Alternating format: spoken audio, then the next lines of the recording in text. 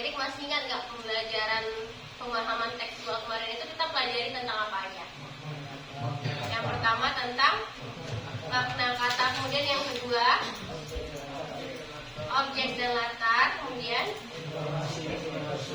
informasi penting yang tersurat, kerangka dan bagan informasi. Oke, nah kemarin nilainya juga udah kakak periksa, kemarin ada yang 2 dan 80, ini dapat kakak. Nah, oke, berarti sekarang di pertemuan kedua ini kita akan membahas mengenai tentang teks informasi. Nah, apa itu teks informasi? Tahu kan teks informasi? Tahu kan? Nah, oke, kita lihat. Nah, apa yang akan kita pelajari di pembelajaran tentang teks informasi ini? Oke, di dalam soal TKA itu kita akan pelajari 2 hal dari teks informasi. Yang pertama itu mengenai tentang jenis konjungsi, kemudian yang kedua makna kata dan istilah. Nah, ada juga makna kata. Kemarin di pemahaman tekstual ada juga makna kata. Di teks informasi ada juga makna kata. Tapi kita lihat nanti apa bedanya makna kata di pemahaman tekstual dengan makna kata di teks informasi. Oke, sebelumnya tahu kan konjungsi? Apa itu konjungsi? Kata hubung. Oke, kita lihat dulu ini. Nah, adik-adik semuanya suka baca buku, artikel, novel, komik, suka? Oke, nah, apa yang membuat kalian menyukai bacaan itu atau menyukai teks itu? Tema cerita, kemudian pembawaan teks. Oke, apa lagi? Pembawaan teksnya seperti apa? Dari kata-katanya ya, penyusunan teksnya. Oke, lanjut, ada lagi? Bahasa yang mudah dipahami. Kemudian apa lagi? Apalagi yang buat kalian suka cerita tersebut? Mau itu novel, ataupun komik, atau dongeng. Apa yang buat kalian suka dengan buku tersebut? Cerita tersebut? Apalagi? Tokohnya. Oke, nah kita lihat ada hubungannya dengan yang akan kita pelajari pada pertemuan ini. Nah, oke. Sebagaimana kita ketahui bahwa kalau sebuah bacaan yang adik-adik baca, mau itu novel, komik, artikel, ataupun yang lainnya itu, semua bacaannya itu pasti tentunya harus menggunakan kata-kata yang tepat, salah satunya konjungsi. Oke. Nah, sebagaimana kita ketahui kalau konjungsi itu merupakan kata hubung untuk apa? Untuk mempermudah adik-adik semua memahami bacaan atau teks yang ada di dalam buku tersebut atau di dalam artikel tersebut. Oke, nah kan kalau kata hubung itu ada apa aja yang pernah kalian pelajari? Coba sebutkan dulu kata hubung yang kalian ketahui. Ada konjungsi temporal. Oke, konjungsi temporal yang dipelajari ada apa aja? Kemudian setelah itu apa lagi? Apa? Akhirnya, lalu, itulah. Kemudian apa lagi? Itulah. Saat, apa lagi? Konjungsi. Apa? Ketika, bisa apa lagi? Apa? Waktu itu. Di waktu itu. Oke, apa lagi? Saat itulah. Sementara, apa lagi? Kemudian udah, apa lagi? Sementara itu sama.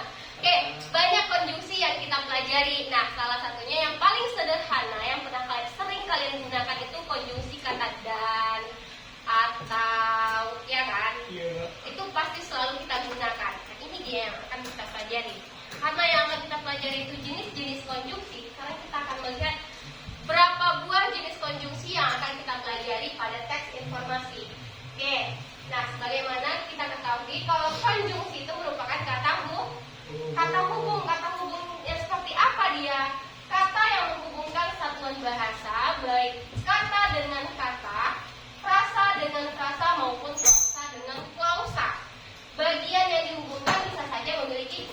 kondisi yang setara atau bertingkat. Oke, itu dia konjungsi. Nah, berdasarkan penggunaan dan fungsinya dalam kalimat, konjungsi itu terbagi menjadi 4 kelompok. Nah, ini dia. Berarti di dalam teks informasi itu ada 4 jenis konjungsi. Yang pertama itu dia konjungsi koordinatif. Kemudian yang kedua konjungsi korelatif. Yang ketiga konjungsi subordinatif. Dan yang keempat konjungsi antar kalimat. Pernah dengar kata-kata konjungsi ini sebelumnya? Pernah? Yang mana yang pernah kalian dengar kata-kata konjungsi ini? Antar kalimat ya? Oke, yang lainnya korelatif pernah? Yang koordinatif? Pernah? Konjungsi subordinatif? Pernah? Oke, berarti lebih mudah kita mempelajarinya tentang konjungsi ini. Next ya. Oke. Nah, yang pertama kita masuk ke konjungsi yang pertama mengenai konjungsi koordinatif. Oke, apa itu konjungsi koordinatif? Konjungsi koordinatif itu merupakan salah satu jenis konjungsi intrakalimat yang menghubungkan dua unsur kalimat atau lebih yang setara atau sederajat. Karena menghubungkan unsur dalam kalimat yang sifatnya setara, maka konjungsi koordinatif ini tidak dapat digunakan di awal kalimat. Oke. Nah, namun ada beberapa konjungsi koordinatif yang juga digunakan sebagai konjungsi antar kalimat. Nah, ini dia konjungsi koordinatif. Nah, kita lihat contoh yang ada di sini. Bagaimana penulisan di dalam konjungsi koordinatif itu? Penulisannya itu seperti ini. Bambang menggoreng bawang dan Heru menggoreng tahu. Yang mana dia konjungsinya? Dan. Dengan ada kata dan. Menghubungkan dua kalimat ya. Yang mana dia? Bambang menggoreng tahu, bawang itu menjadi satu kalimat. Kemudian Heru menggoreng Tahu. Heru menggoreng tahu. Nah, dari kalimat ini kita ketahui bahwa apa? Bahwa konjungsi antar kalimat. konjungsi bukan. Kita dari tulisan ini atau dari teks ini kita ketahui informasinya adalah Dua orang menggoreng. ada seorang yang menggoreng bawang, kemudian satu lagi menggoreng tahu. Informasi sesuai dengan yang akan kita pelajari itu teks informasi. Berarti bagaimana kita memahami teks ini, kita paham maksud dari teks ini atau paham apa informasi yang akan kita dapat di dalam teks ini. Oke, nah penulisannya yang kedua, Bambang menggoreng bawang, titik, dan Heru menggoreng tahu. Ini salah penulisannya. Kenapa salah? Karena ada tanda titik. Walaupun dia dua kalimat, itu tidak boleh kita gunakan tanda titik. Karena nanti kalau titik jadinya di awal kalimat. Sebagaimana kita ketahui kalau konjungsi koordinatif tidak boleh digunakan di awal kalimat. Nyambung kan? Oke, kita lihat yang kedua. Dan Heru menggoreng tahu, Bambang menggoreng bawang. Benar? Salah. Kenapa salah? Karena ya, itu dia. Itu konjungsi koordinatif. Oke, konjungsi koordinatif ini ada yang mau ditanyakan? Tidak? Nah, kita lihat dia macam-macam konjungsi koordinatif. Silakan lihat.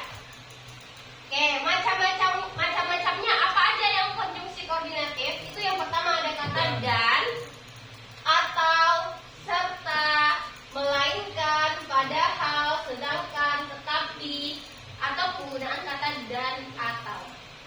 Ini merupakan konjungsi koordinatif. Nah, apa penandanya di dalam teks itu?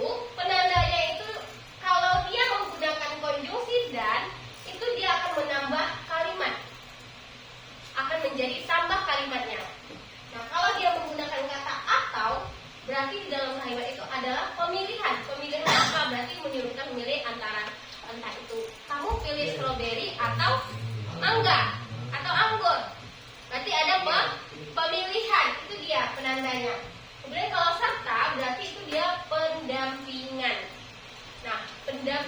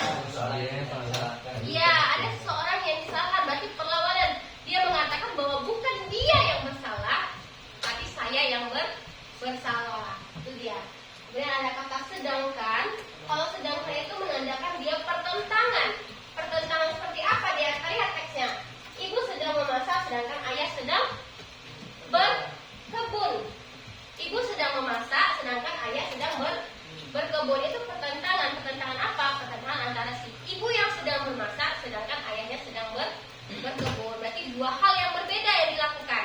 Itu dia. Kemudian ada kata tetapi. Tetapi itu dia menandakan perlawanan. Perlawanan. Apa maksudnya? Sama dia kan? Dengan kata melainkan. Nah, sama dia dengan kata melainkan ini. Kemudian ada kata dan atau, itu dia menjadi jumlah atau pilihan atau menambah kalimat itu atau membuat kalimat itu menjadi suatu pemilihan dia. Oke, dari konjungsi koordinatif ini ada yang mau ditanyakan? Tidak ada? Ada? Tidak? Oke, kita lihat ya bagaimana cara penulisan konjungsi koordinatif ini. Penulisan konjungsi koordinatif ini yang pertama itu dia harus didahului oleh koma. Tahu tanda koma kan? Nah, itu wajib di setiap penggunaan konjungsi koordinatif. Tadi itu harus menggunakan atau didahului oleh tanda koma. Kemudian bisa didahului oleh koma itu kondisional dengan menggunakan kata dan, atau, serta, dan atau unsur-unsur yang dihubungkan lebih besar dari dua unsur atau dua kalimat, dua pembahasan dia. Oke, ada yang mau ditanyakan? Dan kan nggak boleh kalau udah pakai dan nggak boleh pakai koma lagi. Kalau udah menggunakan kata dan, Kalau udah pakai koma lagi. tidak boleh menggunakan kata koma. Makanya di sini dia kondisional. Ada dia kalimat yang bisa menggunakan kata dan dengan didahului oleh tanda koma, ada juga dia kalimat yang tidak didahului oleh tanda koma. Tergantung kalimat yang digunakan atau tergantung teksnya.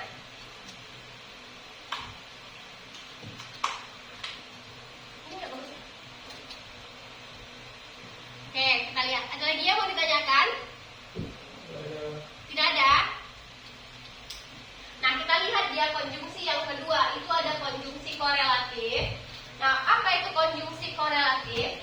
Konjungsi korelatif itu konjungsi yang membuat dua konjungsi berpasangan dalam kalimat setara atau sederajat. Kuncinya adalah katanya harus berpasangan.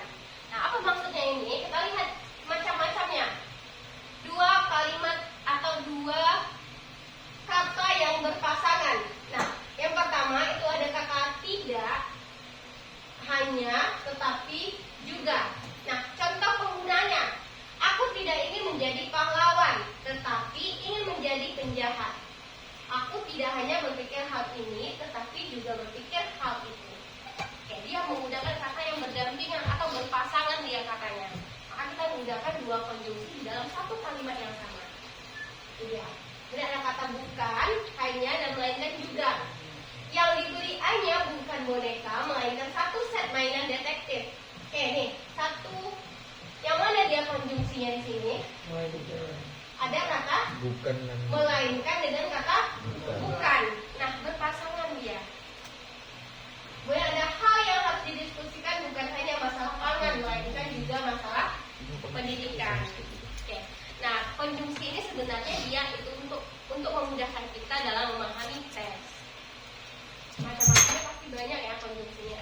Tadi kan kita pelajari juga. Oke, dari sini konjungsi korelatif ini ada yang mau ditanyakan? Ada yang mau ditanyakan? Tidak ada? Ini sama jenis konjungsi korelatif juga. Oke, nah kita lihat yang ketiga, konjungsi subordinatif. Apa itu konjungsi subordinatif? Oke, konjungsi subordinatif itu kata hubung yang menghubungkan dua unsur kalimat atau lebih yang tidak setara atau tidak sederajat. Nah, beda dia sama yang korelatif dan koordinatif. Kalau korelatif dan koordinatif tadi itu setara, sedangkan di subordinatif itu tidak setara. Oke, tepuk satu, tepuk satu, tepuk satu, tepuk satu. Oke, boleh berdiri dulu.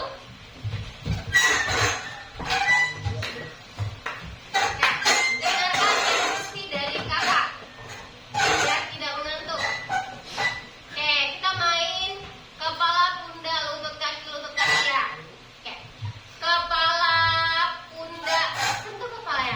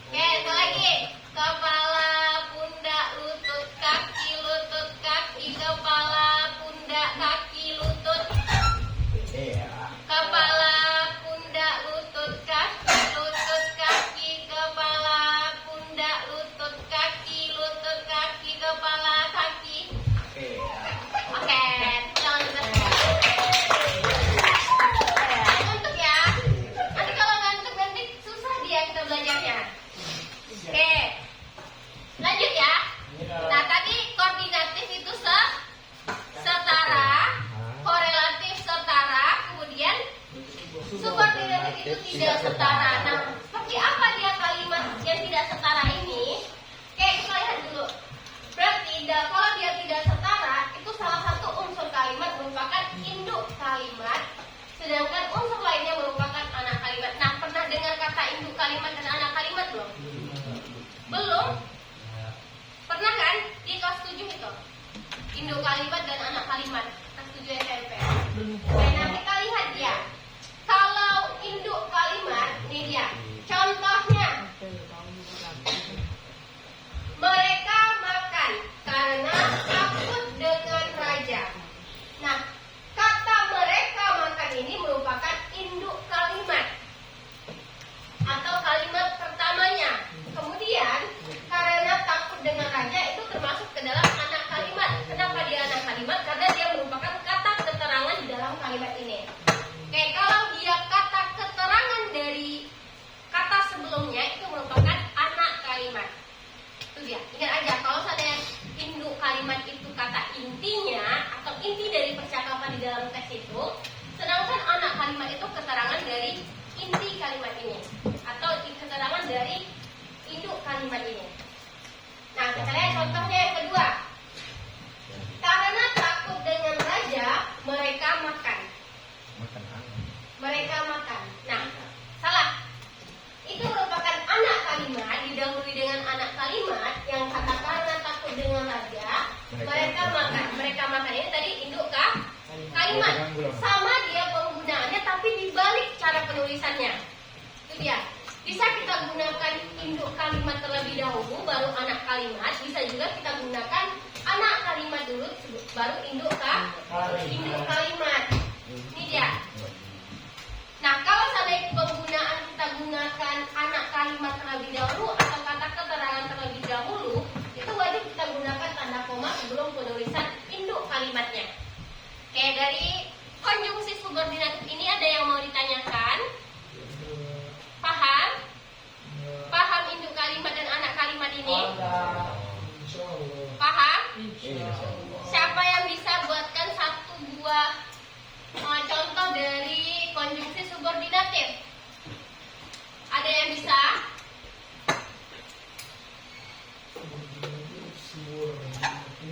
Ya. Kalau ada yang bisa, kakak kasih start jamnya. Ya. Apa contohnya? Bisa. Mereka tidur karena takut kena marah. Yang mana dia induk kalimatnya? Mereka tidur merupakan induk kalimat. Karena takut kena marah merupakan anak kalimat. Kalau kita balik dia,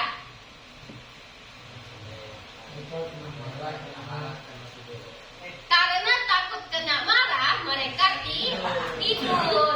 Dibalik aja langsung. Jangan bedanya penggunaan tanda komanya aja. Oke, ada lagi yang bisa, siapa namanya? Rizky.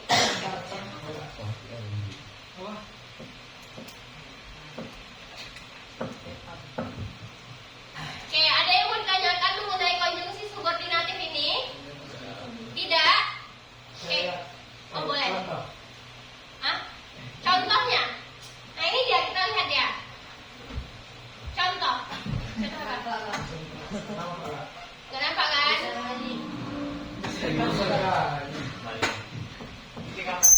Oke, gak bisa dibesarkan lagi.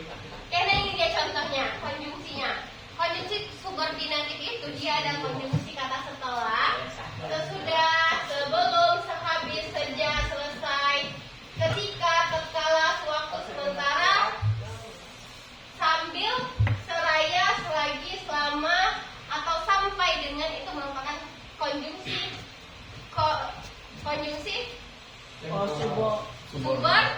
subordinatif. Nah, ada kata jika.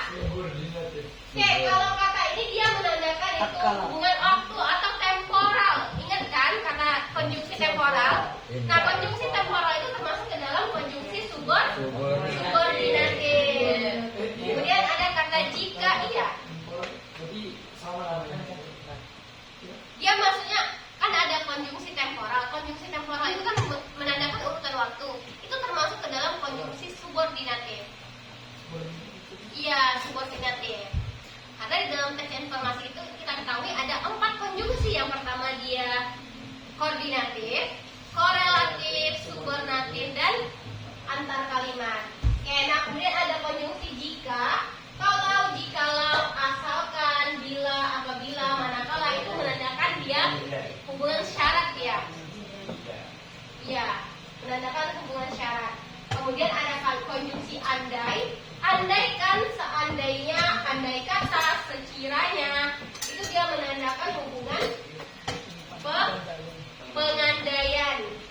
Kemudian ada kata agar, supaya, biar, untuk, demi, bagi, itu merupakan tujuan. Menandakan dia, oh teks ini ternyata menandakan untuk mengatakan tujuan apa yang dijelaskan di dalam teks tersebut. Itu dia. Oke, dari konjungsi subordinatif ini ada yang mau ditanyakan nggak? Tidak. Kita lanjut. Nah, ini dia. Bagaimana penggunaan tanda baca pada konjungsi subordinatif ini?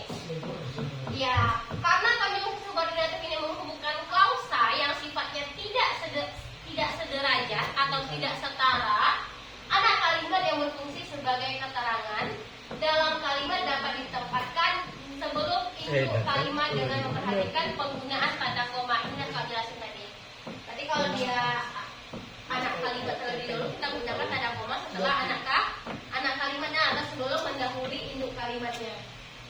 Kemudian tanda koma digunakan sebelum konjungsi maka, seperti, yakni, dan yaitu. Itu wajib menggunakan tanda koma. Oke, itu dia konjungsi subordinatif. Lanjut. Kemudian yang ketiga itu ada konjungsi antar kalimat. Apa itu konjungsi antar kalimat? Konjungsi antar kalimat itu merupakan kata hubung yang menghubungkan satu kalimat dengan kalimat lain. Oke, ini nggak asing ya, karena kalian juga pasti sudah menerapkan konjungsi antar kalimat ini dalam penulisan teks yang udah kalian pelajari di sekolah. Oke, nah penggunaan tanda bacanya itu kalau dia subordinatif, karena letaknya di awal kalimat baru, konjungsi antar kalimat perlu diawali dengan huruf kapital. Nah, walaupun nanti dia merupakan konjungsi, tapi kalau dia subordinatif itu wajib kita gunakan huruf kapital di awal kalimatnya. Sama tadi kayak yang kita buat tadi, karena takut apa?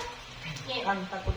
Kalau diundang, saya akan datang. Ini merupakan contoh dari konjungsi subordinatif. Berarti penggunaan kata K di sini itu wajib kita gunakan huruf kapital. Oke, kemudian apa aja macam-macam fungsi konjungsi antar kalimat? Macam-macam fungsinya. Yang pertama itu kalau dia konjungsi pertentangan, itu untuk menyatakan pertentangan dengan hal yang dinyatakan pada kalimat sebelumnya. Ya, ada kalimat yang dinyatakan sebelumnya, itu akan ditentang dengan kalimat selanjutnya, maka kita gunakan dia konjungsi pertentangan. Masih ingat apa aja konjungsi pertentangan tadi? Melainkan, tetapi, padahal. Nah, itu dia konjungsi pertentangan. Oke.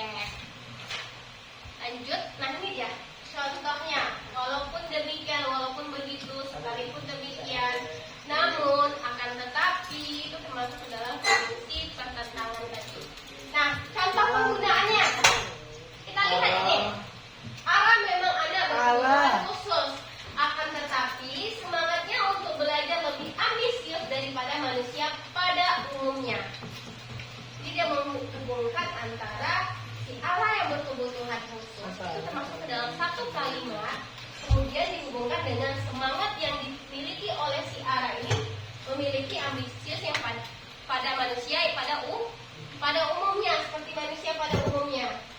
Oke, pada kalimat tersebut konjungsi akan tetapi digunakan untuk menyatakan pertentangan secara makna terhadap situasi pada kalimat sebelumnya. Semangat tinggi dan ambisi lebih besar dari manusia umumnya bertentangan dengan kondisi Allah yang memiliki kebutuhan khusus. Oke, dari sini ada yang mau ditanyakan?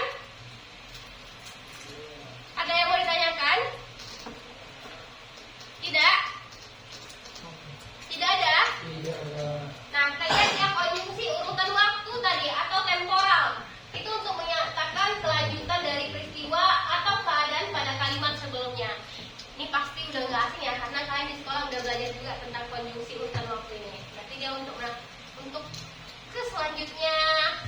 dia berarti ke urutan waktu atau temporal. Oke, kita next. Nah, ada konjungsi penambahan informasi. Nah, apa itu konjungsi penambahan informasi tadi? Itu untuk menyatakan informasi tambahan tentang hal, peristiwa atau keadaan lain di luar dari yang telah dinyatakan sebelumnya. Nah, apa contohnya? Ada tambahan pula, lagi pula, selain itu, di samping itu, termasuk ke dalam konjungsi penambahan informasi. Oke, ini contohnya. Ada Pak Darta terkena penyakit kencing manis. Selain itu, dia juga mengidap tekanan darah tinggi. Nah, dari informasi yang ini, kita ketahui bahwa Pak Darta ini memiliki dua buah penyakit. Yang pertama kencing manis, kemudian darah tinggi. Nanti ada penambahan. Karena tadi di awal ada penambahan informasi. Nah, sama seperti contohnya nanti kayak Danu pandai bermain gitar dan piano. Berarti ada penambahan, dia pandai bermain gitar dan juga piano. Oke, dari konjungsi itu ada yang mau